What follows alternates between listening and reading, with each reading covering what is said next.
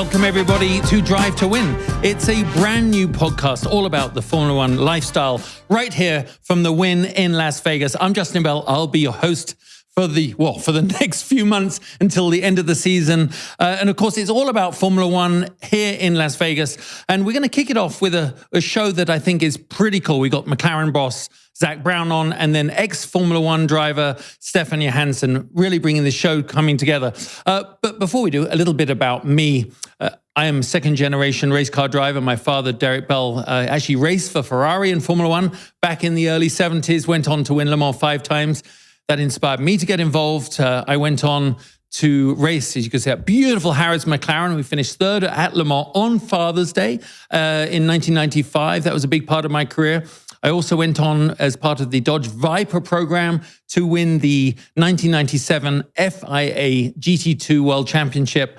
And then, of course, the 1998 Le Mans 24 Hours. I've stayed in the sport since then. It's a huge part of my life. I understand it, I live it, I breathe it. And for the past 15 years, I've been a big part of the TV broadcast world here in the United States, working not just for Speed Channel at the time and then Fox Sports. And then I got into the podcast and broadcast world myself, which led me right to this path here. The philosophy for the show is pretty simple. The Wynn have an enormous investment and a passion for all things automotive and racing. If you walk anywhere in this casino, you can see the latest Koenigsegg. You can see right next door to me 2 former Formula One McLarens. Every part of this property has got some sort of motorsport angle as they gear up for the race, the 22nd Grand Prix of the season later in the year. The concept for the show really was we have that amazing event to hold on to look forward to, but how are we going to get there with the passion, enthusiasm, this explosion of interest and all things Formula One through the Drive to Survive phenomenon? I think everything here in America is about the entertainment of this sport, the personalities of the driver, the brilliance of the show. It is one of the most sexy sports globally. And now you have 3 races here in the United States. So 2023 is really promising to be the biggest Formula One season in history, with a record number 23 races, the 22nd being here right in Las Vegas. And what a year it has been so far. Now, I was intending to start today's show reflecting on what would have been the Italian Grand Prix at Imola, but it's been widely publicized, and we'll get into it a little bit later. They had a tragedy, really, in the region around the racetrack. It was pretty much a disaster ecologically and economically, and Formula One made exactly the right decision early enough not to go there, because, believe me, when Ferrari comes into town, it's not just thousands, tens of thousands of people working in the industry. It's also the supporting industry around it. And then, of course, 150,000 rabid fans descending on would have put too much of a pressure on the local environment. So the right decision was made, although to our loss as viewers. So I thought I'd do a quick reflection on the season so far. Obviously, coming into this year, such a scene of Red Bull dominance, which has continued. As we said, every race so far, really, Red Bull have been the leading story. And you've got the outrageous, behind-the-wheel, flamboyant talent of Max Verstappen. You see what he's doing with the car, and you see the way Christian Horner and the Red Bull team have really been, pushing him as their prodigy. But you've got Perez, who's right there, and he has shown it by winning races, 2 races, that he is an equal talent. And I think that's really going to be the theme of the year, and one that we're really going to follow, and some of our guests are going to be able to shed a lot of light into, because these are young, super talented, super hungry drivers that are sporting athletes that have all had their own path to the top, the pinnacle of the sport, and they want to beat each other more than you can even imagine. But sometimes the guy they want to beat is also sharing a motorhome with them, sharing a debrief with them. So it is something remarkable. It's a unique dynamic to motorsports when you can have 2 of the world's top drivers in basically the same race suit with equal equipment. And I think you're going to start to see a little bit of, in my opinion, you're going to start to see some unusual dynamics between Verstappen and Perez, because Verstappen is, a god behind the wheel, but Perez, rightly so, thinks he is too.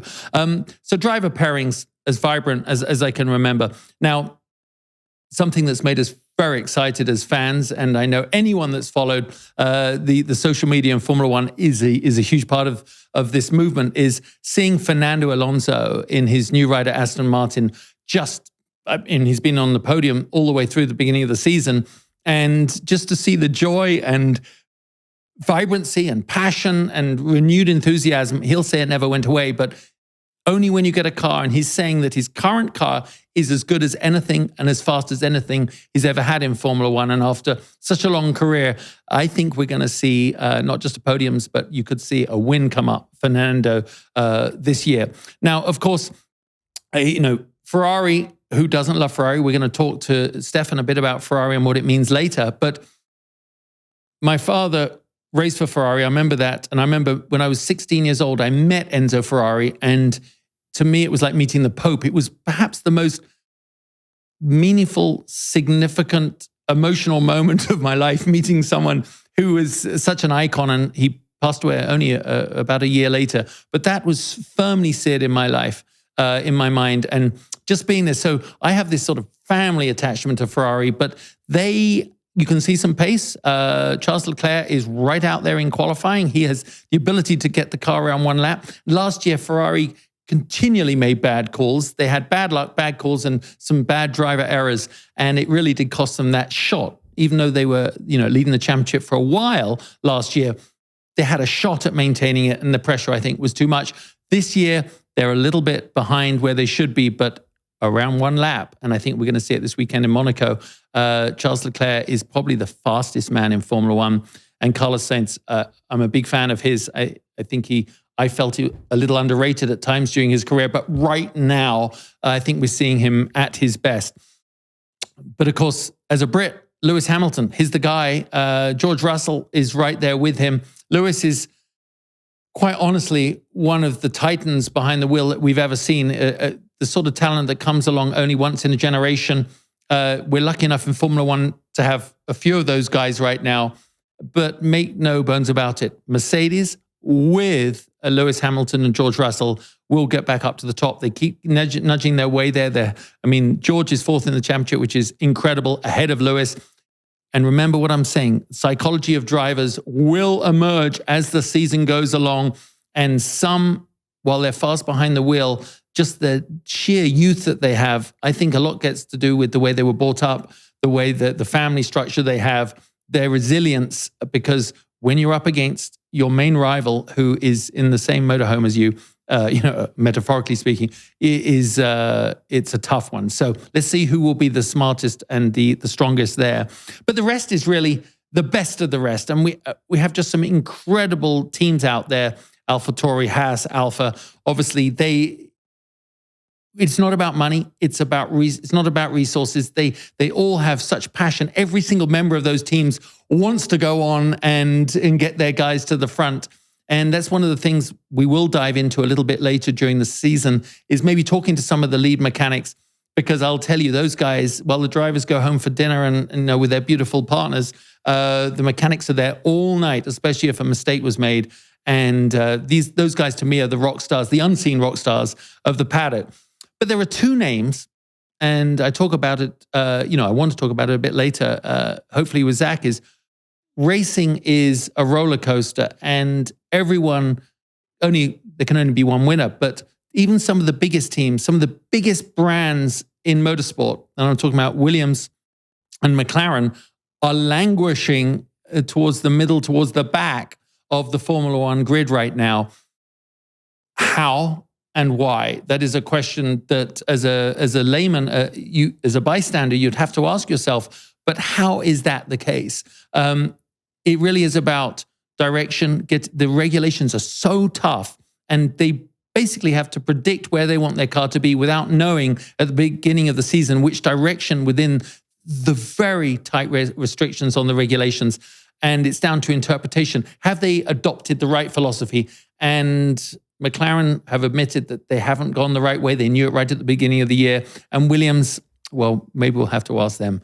But certainly, again, let's watch this space. You're going to see McLaren come up towards the mid-season, towards the end. And Williams, everybody wants Frank Williams' old team to get itself back up to the top. Though, just seeing, I suddenly had flashbacks of, when it was the Rothmans car with Damon Hill. Those were great days, beautiful cars, and it was great to see a British team at the top. A long way to go towards the end of the season, and it's going to ramp up in excitement. We really want to be a big part of that with you. And here at the Wynn, that's the best way I can imagine to round off the Formula One season here in the United States of America, because Formula One in Las Vegas is going to be massive.